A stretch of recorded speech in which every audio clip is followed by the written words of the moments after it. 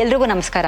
ಬಿಂದುಸಾರ ಹುಟ್ಟಿದಾಗ ಎಲ್ರಿಗೂ ಕಾಡ್ತಾ ಇದ್ದ ಪ್ರಶ್ನೆ ಆ ಊಟದಲ್ಲಿ ವಿಷ ಹೇಗ್ ಬಂತು ಅಂತ.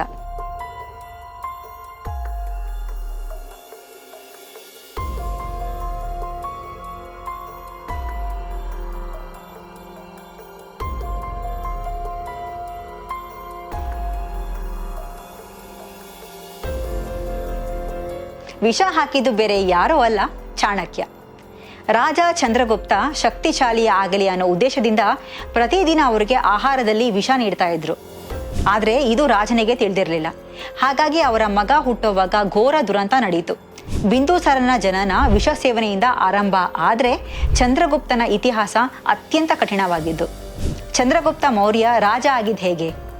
ಚಂದ್ರಗುಪ್ತ ಕ್ರಿಸ್ತಪೂರ್ವ 340ರಲ್ಲಿ ಹುಟ್ಟಿದ್ರು. ಕೆಲವು ದಾಖಲೆಗಳ ಪ್ರಕಾರ ಅವರು ಗೋಪಾಲಕರ ಕುಟುಂಬದಲ್ಲಿ ಹುಟ್ಟಿದ್ರು ಅಂತ ಹೇಳ್ತಾರೆ.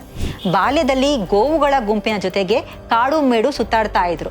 ಒಂದ್ಸತಿ ಕಾಡಿನಲ್ಲಿ ಸ್ನೇಹಿತರ ಜೊತೆ ಆಟ ಆಡ್ತಾ ಇರಬೇಕಾದ್ರೆ ಚಂದ್ರಗುಪ್ತ ಚಾಣಕ್ಯನ ಕಣ್ಣಿಗೆ ಬಿದ್ರು. ಆ ಪುಟ್ಟ ಬಾಲಕನಲ್ಲಿದ್ದ ತೇಜಸ್ಸು, ಇನ್ನು ಆತನ ಮಾತಿನ ಶೈಲಿ ತುಂಬಾನೇ ಇಷ್ಟ ಆಯಿತು. ಈತ ರಾಜನಾಗೋದಕ್ಕೆ ಸಮರ್ಥ ಅಂತ ಅವನನ್ನ ದತ್ತು ಪಡೆದು ಸಕಲ ವಿದ್ಯೆಗಳನ್ನ ಕಲಿಸಿಕೊಟ್ಟು ಸಮರ್ಥ ನಾಯಕನನ್ನಾಗಿ ಮಾಡಿದ್ರು. ಕ್ರಿಸ್ತಪೂರ್ವ 321ರಲ್ಲಿ ಚಂದ್ರಗುಪ್ತ ಮೌರ್ಯ ನಂದ ಸಾಮ್ರಾಜ್ಯ ಧೂಳಿಪಟ ಮಾಡಿ ತನ್ನದೇ ಆದಂತಹ ಮೌರ್ಯನ್ ಸಾಮ್ರಾಜ್ಯ ಸ್ಥಾಪನೆ ಮಾಡಿದ್ರು. ಹೀಗೆ ಗೋಪಾಲಕನಾಗಿದ್ದಂತಹ ಪುಟ್ಟ ಬಾಲಕ ಬೃಹತ್ ಸಾಮ್ರಾಜ್ಯದ ದೊರೆ ಆಗ್ತಾರೆ.